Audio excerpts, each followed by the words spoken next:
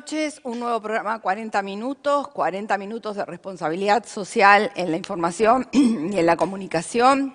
Hoy tenemos un programa muy interesante, vamos a estar en contacto con la gente de la red CREER.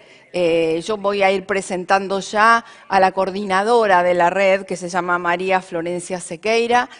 María Florencia es periodista, es estudiante de licenciatura en Administración y Gestión de Políticas Sociales de la UNTREF, es coordinadora del proyecto Potenciar, que es una plataforma de impacto colectivo, participa del proyecto de la red desde el año 2019, y desde hace un año es la coordinadora general de este equipo de trabajo y es directora del proyecto Red CREER, modelo de impacto colectivo para la inclusión socioeconómica de personas privadas de la libertad, liberados y liberadas. Es un proyecto cofinanciado con la Unión Europea y hoy vamos a tener oportunidad de charlar con ella para conversar de qué se trata. Yo ya le doy la bienvenida a Florencia. Florencia, buenas noches, ¿cómo te va? Un gusto enorme tenerte en nuestro programa. Hola Lari, bueno, un gusto, muchas gracias a vos y a todo el equipo del programa por invitarnos y darnos la posibilidad de comentar un poco de lo que estamos haciendo acá en la Red CREER. Florencia, sabemos que la Red CREER es un espacio colaborativo, es un espacio que integra un poco el sector público con el sector privado también para potenciar esta idea, pero como para arrancar y que nos hables de la organización, nos gustaría que nos cuentes por qué el nombre, por qué se llama Red CREER, por qué decidieron ponerle ese nombre y un poco creer en qué. Bien, buenísimo. Bueno, la Red CREER en realidad surge una iniciativa de una empresa que se llama Cookmaster, que trabaja dentro de las unidades penitenciarias y es la principal proveedora de lo que son las viandas para las diferentes unidades. En ese sentido, la empresa empezó a identificar una necesidad que había dentro de las unidades y sobre todo en los pabellones, ¿no? Con cada uno de los chicos que están privados de su libertad, de poder capacitarse en oficio, en emprendedurismo, en diferentes líneas que les permitan hacerse de herramientas para que una vez que recuperan su libertad puedan ser incluidos dentro de un empleo y también socialmente, ¿no? Hablando. Así que bueno, en ese sentido, Cookmaster toma esta iniciativa de crear este espacio, esta Red CREER. La Red CREER surge justamente del nombre de uno de los programas de Cookmaster, que son las escuelas CREER, y a partir de eso, digamos, forma este nombre, con la diferencia de que, bueno, en este caso lleva, digamos, por delante la palabra red, porque justamente trabajamos de esta manera colaborativamente y articuladamente entre diferentes organizaciones. Estuve viendo que tienen muchas organizaciones aliadas o vinculadas a la red. Contanos un poco qué tipo de poblaciones con la que trabajan, el ámbito geográfico, hasta dónde abarca la Red CREER, digamos, este entrenamiento, si se quiere, a gente privada de su libertad, gente que está en situación de encierro y gente que indudablemente necesita o llega a esa situación en cierto grado de vulnerabilidad, y ustedes lo que hacen es aportarles valor para que ellos se sientan en valor una vez que salgan de ahí. Contanos un poquito cómo es esa entrada, cómo es ese trabajo que ustedes realizan. Bien, sí, nosotros, digamos, desde que se lanzó la Red CREER, hace ya 4 años, empezamos a trabajar fuertemente en lo que es el AMBA. Un poco el porqué está bastante claro, digo, porque más de la mitad de la población que está privada de su libertad en Argentina está detenida en unidades penales que están ubicadas en la provincia de Buenos Aires. Entonces, bueno, por supuesto el grueso de donde estábamos trabajando estaba alojado acá.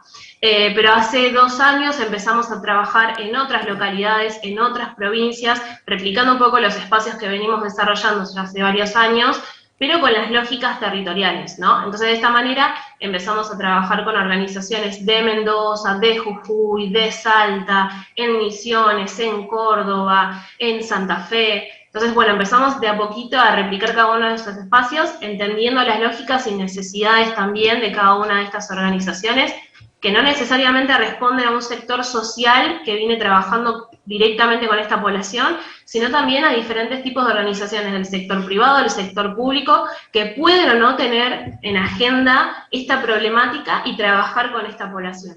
Que un poco lo que me preguntabas era justamente esto, ¿no? Nosotros no abarcamos solamente a la persona cuando está privada de su libertad, sino también una vez que la recupera, digamos, una vez que cumple la condena y sale en libertad a recuperar su libertad, nosotros seguimos acompañando ese proceso. Y nuestro trabajo tampoco termina una vez que la persona consigue un empleo, ¿no? Sino que venimos acompañando en todo ese recorrido hasta fortalecer completamente sus habilidades y asegurarnos también de que ese empleo o ese emprendimiento que lleve adelante sea sostenible. Y Florencia, ustedes hablan de generar un cambio de paradigma. Contanos un poco con qué paradigma se encuentran y cuál es el camino a recorrer para llegar a otro paradigma, que sería ya la persona integrada a la sociedad, la persona interactuando con otros, buscando empleo, desarrollando capacidades, cómo les aportan al desarrollo de capacidades. Bien, bien. Sí, para ir por partes porque realmente es un proceso complejo y largo y por eso digo también es fundamental, ¿no? Trabajar multisectorialmente y colaborativamente, ¿no? Por la complejidad del proceso y de la problemática a la cual nos enfrentamos y el desafío que también tenemos por delante. Como te decía, digo, nosotros trabajamos dentro de contextos de encierro, primero fortaleciendo a esta población en todas las capacidades de oficio, de emprendedurismo, de economía social y todo lo que es habilidades socioemocionales, ¿no? Como la parte más blanda.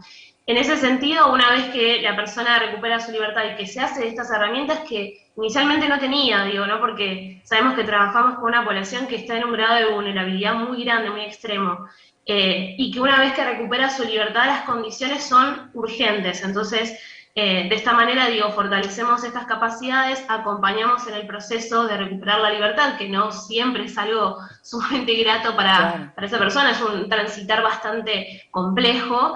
Entonces, de esta manera, lo que hacemos cambiando este paradigma, ¿no? Como lo que me consultabas, es básicamente modificar una realidad a la que se enfrentan las personas cuando recuperan su libertad, donde no hay posibilidades de ser incluidas en la sociedad, y hablamos siempre de inclusión y no de reincluirse, digamos, ¿no? En la sociedad, por una cuestión de que nunca tuvo oportunidades previamente, que fue un poco lo que termina llevándolo, ¿no? a estar privado de su libertad. Entonces, en este sentido, lo que hacemos es cambiar un poco esa lógica, trabajar en que bajemos los niveles de reincidencia de esta población y que también el cambio de paradigma sea como sociedad, digo, porque es una problemática que es transversal a la sociedad toda. Entonces, lo que buscamos un poco es cambiar un poco la estigmatización que hay sobre esta población, poder contar y hacerles llegar a toda la sociedad cuál es la problemática, cuáles son las dificultades, cuál es el desafío que tenemos y de qué manera nosotros,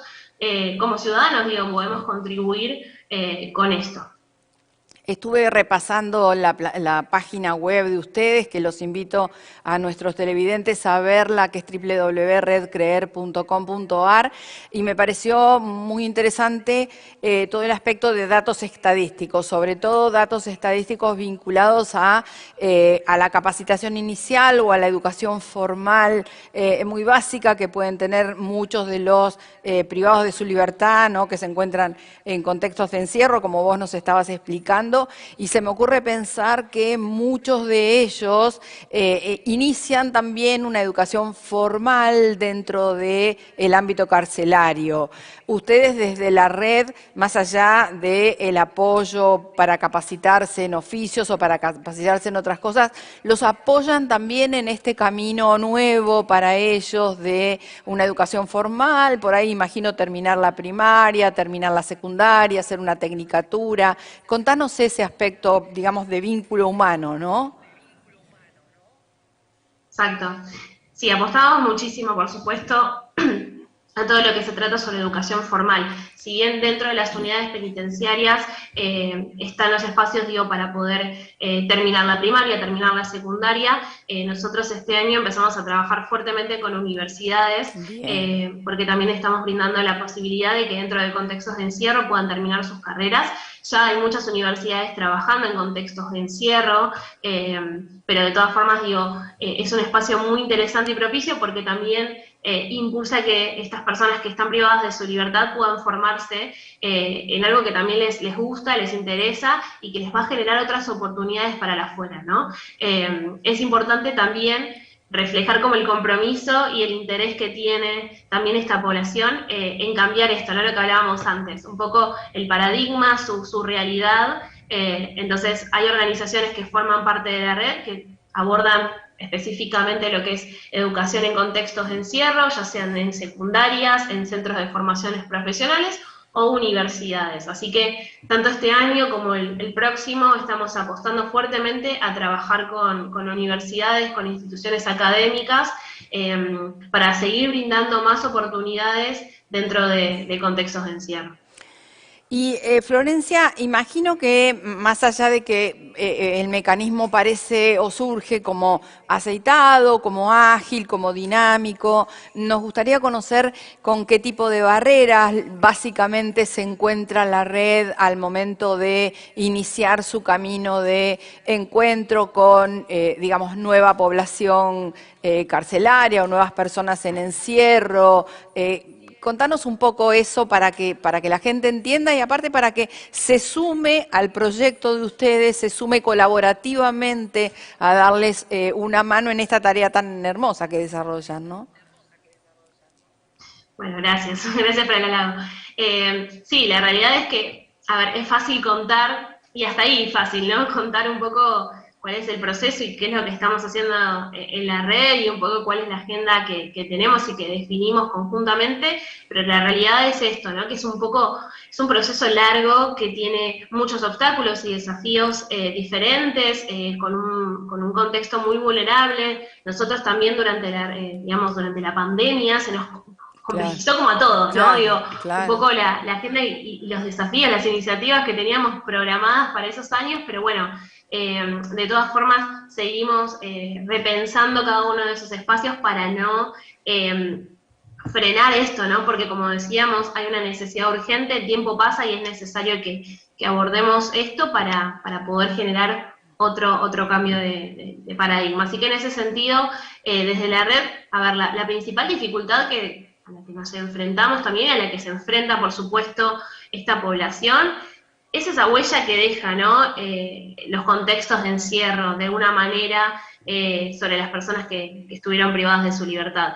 Y esto, a ver, lleva como muchas complejidades, porque una vez que se recupera la libertad, digo, hay rupturas de lazos sociales, de vinculaciones en el afuera, esto de que a veces las familias no se conectan por la situación que atravesó esta persona, lo que hablábamos antes, ¿no? Hay un estigma, una carga muy fuerte que está instalado en la sociedad y que eso también obstaculiza, digamos, que las personas que están privadas de su libertad puedan volver a ser parte de ciertas comunidades y demás. Entonces, es como muy importante trabajar también en eso, ¿no? En contar, en manifestar, en poner en la agenda la problemática y encontrar maneras y formas de poder cambiar esa situación, que también, por supuesto, está directamente relacionada con la situación económica que cada una de estas personas se encuentran, ¿no? Una vez que recuperan su libertad. Entonces, digo, hay situaciones de mucha urgencia, de mucha vulnerabilidad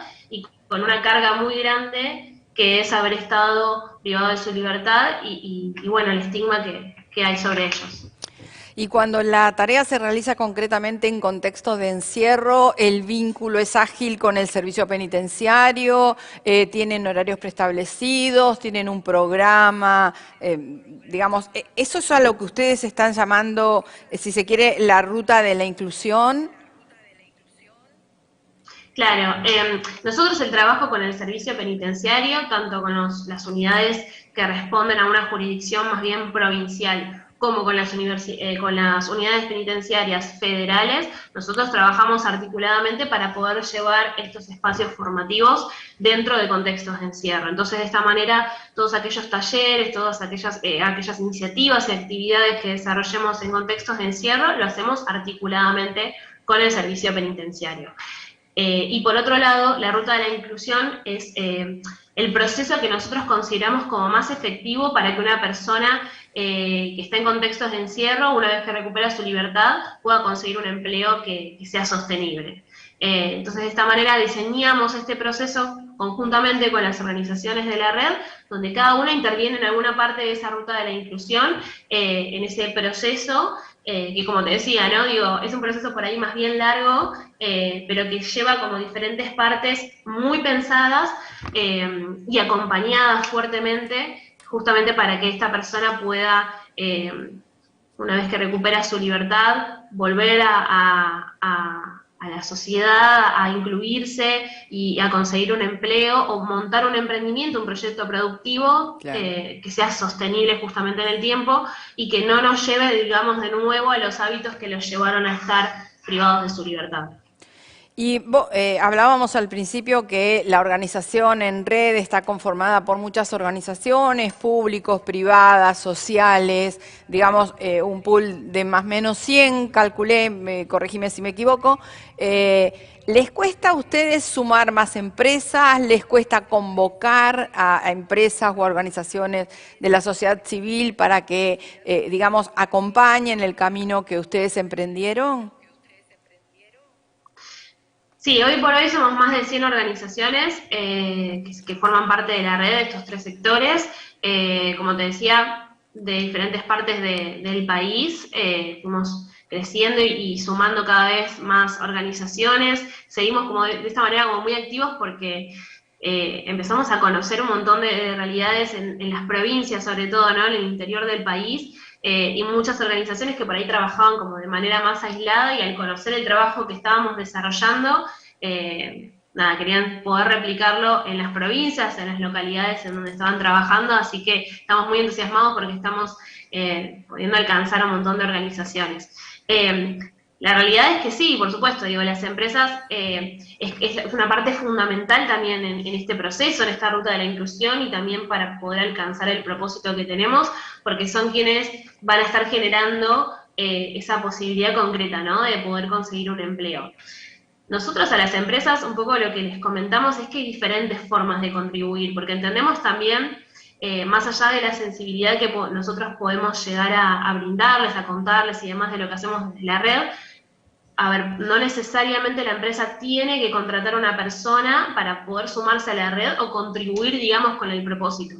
Entonces, lo que buscamos es que las empresas puedan involucrarse de diferentes formas, digo, desde contratar a una persona en un puesto de trabajo, de poder generar, no sé, compras inclusivas. Nosotros trabajamos con muchas cooperativas de liberados y liberadas, entonces hacemos un poco esa rotación, ¿no? De que puedan comprar servicios y productos que ellos brinden, que puedan fortalecer a organizaciones a través de diferentes tipos de recursos, o que puedan ser ellos quienes brinden las capacitaciones en oficio a esta población. Entonces, digo, hay diferentes formas de contribuir desde el sector privado, ¿no?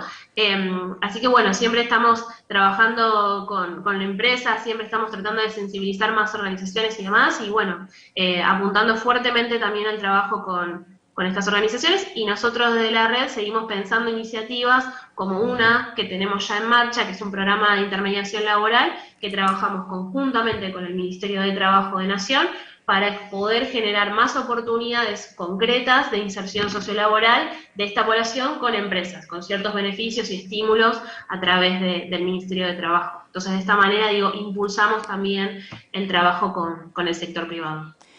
Imagino que no es lo mismo por ahí trabajar para incorporar un liberado emprendedor a la cadena de valor de una empresa que incorporarlo a un régimen formal laboral dentro de la empresa. Para eso que me parece que necesita preparación, por lo que hablábamos recién vinculado a la estigmatización y demás, ¿ustedes hacen algún trabajo también de capacitación o de concientización, digamos, dentro de la empresa, lo que sería in-company, para que se adapten a esta coexistencia nueva, a esta nueva forma de relacionarse con una persona que está iniciando su camino de relación con la sociedad, de relación con la empresa, con otras personas? Tal cual.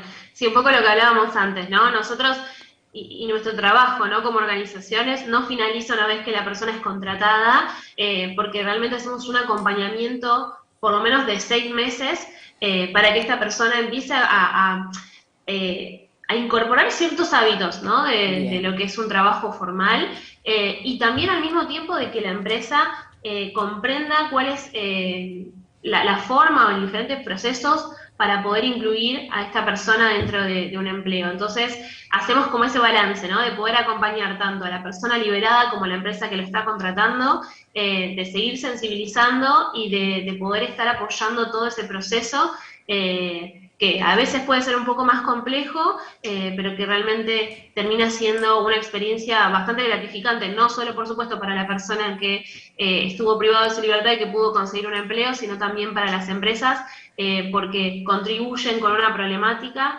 y forman parte de una red que tiene un propósito central y muy necesario, ¿no? Así que, de esa manera, digo, una vez que finalizamos estos procesos, la verdad que nos encontramos con empresas que están muy entusiasmadas, que tienen ganas de seguir contratando, de que quieren buscar diferentes formas de poder contribuir, así que la verdad que estamos como muy contentos por los procesos que pudimos llevar adelante con las empresas. Hablábamos fuera de cámara que ustedes no tienen ninguna, digamos, tarea proactiva vinculada al sistema judicial o vinculada eventualmente al carcelario, pero sí tienen incorporada dentro de la red a la Dirección Nacional de Readaptación Social, ¿no? ¿Qué tipo de trabajos articulan con ellos, más allá de lo que nos contaste del programa de intermediación laboral con el Ministerio de Trabajo, que sí sería bueno que quienes nos escuchen y estén en una situación así puedan conversar con ustedes, contactarse con ustedes, conocer de qué se trata y que ustedes los acompañen, pero nos interesa saber qué rol cumple, si se quiere, la Dirección Nacional de Readaptación Social en la tarea técnica que ustedes realizan. Sí, nosotros trabajamos fuertemente con la Dirección Nacional de Readaptación y también con los diferentes patronatos deliberados Bien, provinciales, ¿no? bien.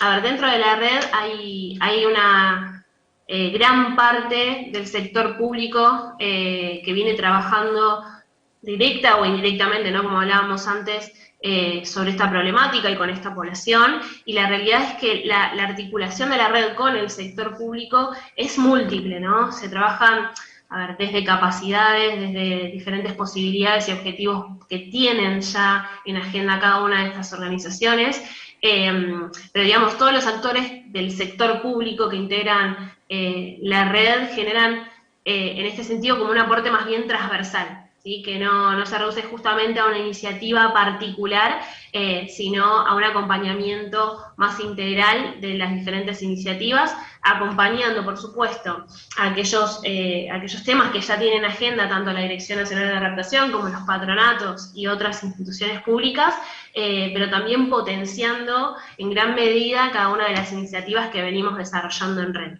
Es muy clave la intervención del sector público, no solo por la experiencia, Claro. la trayectoria y demás, sino por los diferentes vínculos y actores que vienen acompañando y que pueden acompañar a partir de esta articulación también con otros sectores.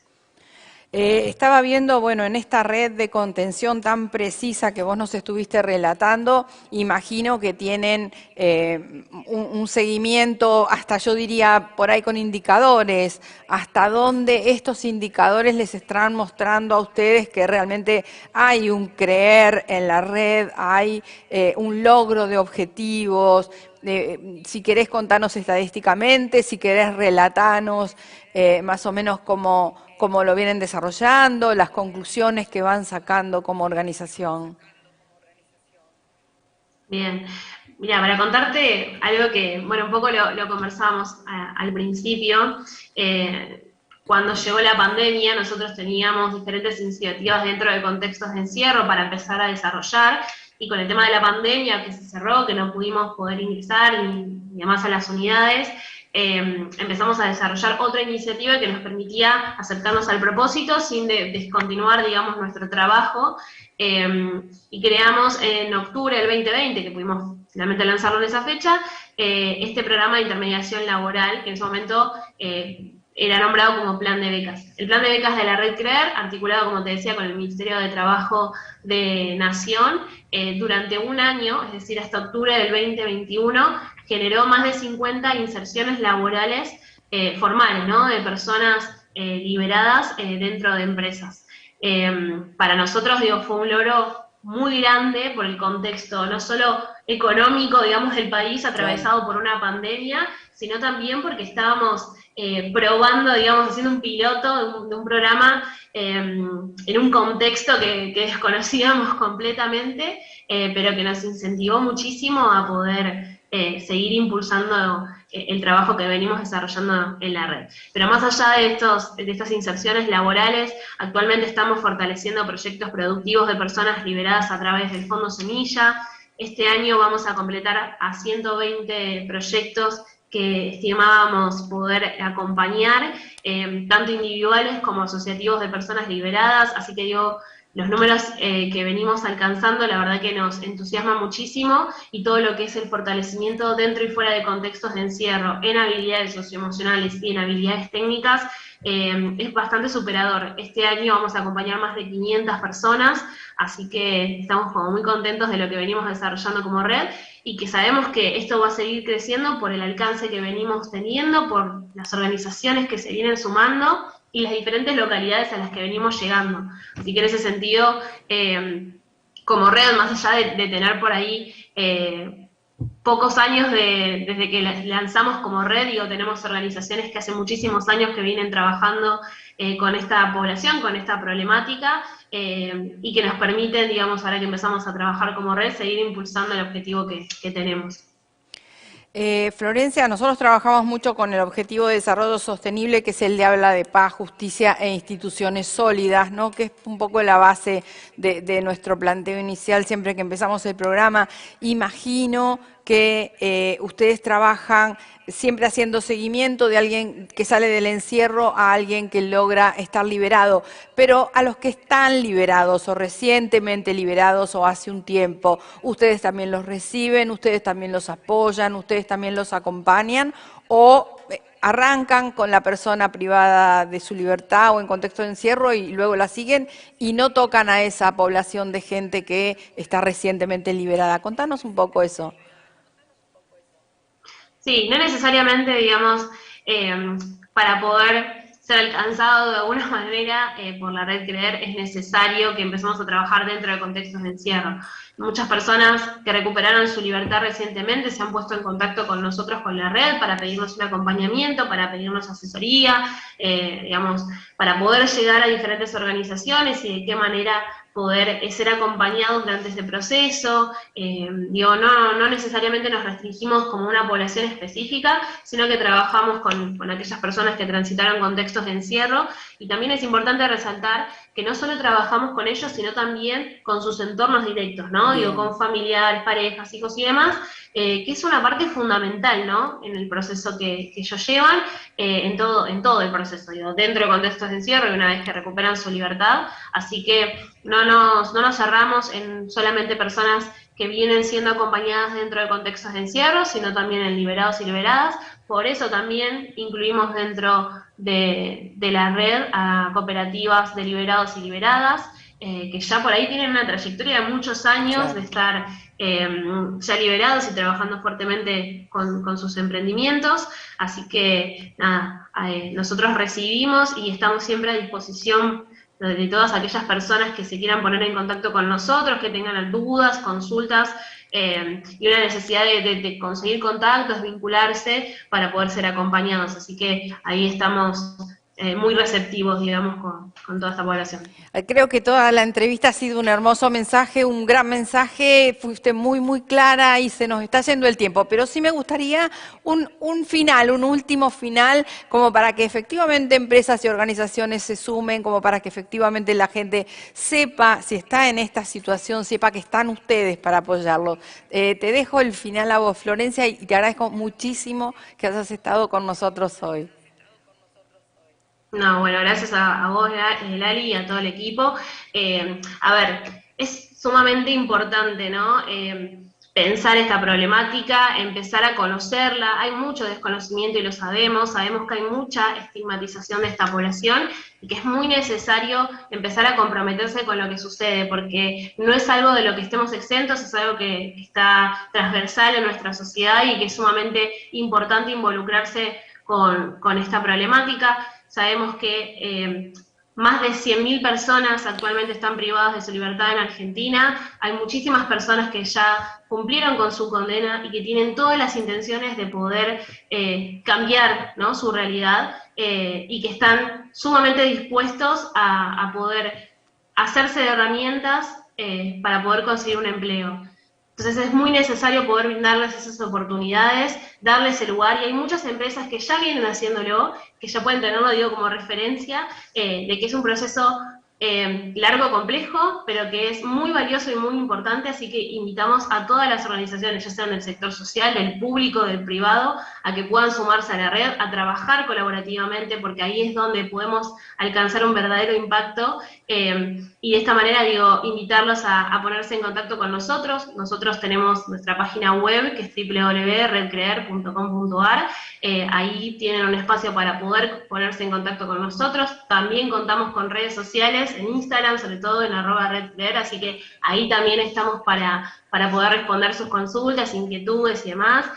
Bueno, invitarlos a conocer y por ahí conversar para poder encontrar algunos puntos más de sinergia específicos, que por ahí vos decís, bueno, la verdad es que no sé de qué manera yo puedo contribuir con esto. Bueno, Claro. vamos a buscarle la vuelta y encontrar de qué manera podemos trabajar colaborativamente. Bueno, Florencia, muchísimas gracias, un gusto enorme y ya vamos a estar en contacto más adelante para que nos cuentes más iniciativas. Gracias, ¿eh? Buenas noches. No, gracias a vos, Nelly. Un abrazo. Si querés acceder a los mejores contenidos, entrevistas, informes y novedades sobre responsabilidad social, conectate a www.responsabilidadsocial.tv. Este año, formate en responsabilidad social. Hoy, el conocimiento solo no alcanza. En EduForce te ayudamos a comprender la realidad y te damos las herramientas para llevar la responsabilidad social al interior de tu organización.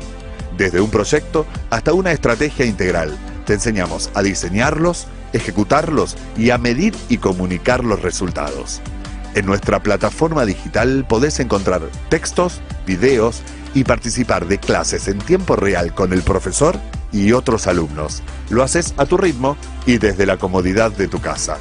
Llevamos más de 10 años formando las nuevas generaciones de líderes comprometidos con el desarrollo sostenible y ahora también en perspectiva de género. Ingresa en eduforce.com e inscribite.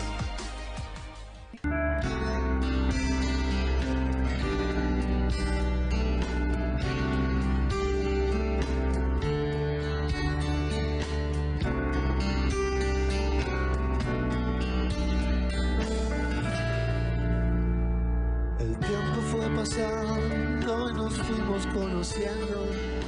Amabas y sufrías.